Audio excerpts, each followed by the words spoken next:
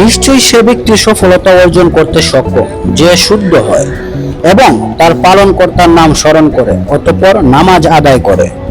প্রথমবার সফলতা অর্জন করার পর বসে থেকো না, দ্বিতীয়বার সফলতার জন্য প্রস্তুত হও। কারণ তুমি যদি দ্বিতীয়বার ব্যর্থ হও তাহলে লোকজন তোমাকে নিয়ে হাসি ঠাট্টা করবে আর বলবে তুমি হয়তো প্রথমবার তোমার ভাগ্যের জোরে তুমি সফল হয়ে।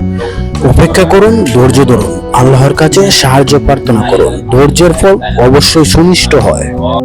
হ্যাঁ, জীবনে ঝুঁকি নিতে শিখুন। মনে রাখবেন, ঝুঁকিহীন কোনো কিছুই সফল হয় না। যদি আপনি ঝুঁকি নেন আর যদি আপনি সফল হন তাহলে মনে রাখবেন আপনি নেতৃত্ব দিবেন। আর যদি আপনি হেরে যান তাহলে আপনি অন্যদেরকে সঠিক পথ প্রদর্শন করবেন, কারণ আপনার সে সম্পর্কে অনেক অভিজ্ঞতা, অনেক এক্সপিরিয়েন্স হয়ে গেছে।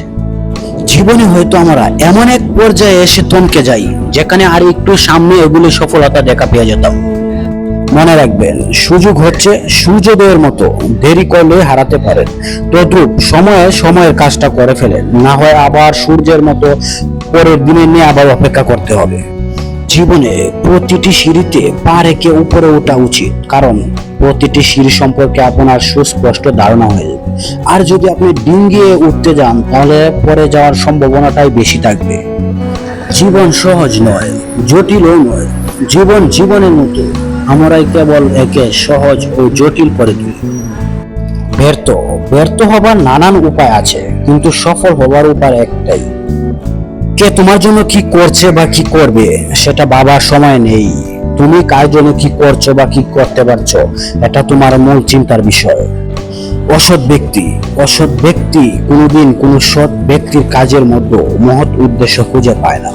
তাই নীতিবান মানুষের সঙ্গে চলাফেরা করুন, দেখবেন আপনি অনেক উপরে উঠতে পারবেন। রাতারাতি সাফল্য বলতে কিছু নেই, মনোযোগ দিলে দেখবে সব সাফল্যই দীর্ঘ সময় আর অনেক পরিশ্রমের ফলে আসে। মনে রাখবে, মাঝে মাঝে আত্মার সম্পর্ক রক্তের সম্পর্ককেও অতিক্রম করে যায়। ভিডিওটি ভালো লাগলে চ্যানেলটি সাবস্ক্রাইব করবেন এবং লাইক, কমেন্ট ও শেয়ার করতে বলবেন না। ধন্যবাদ।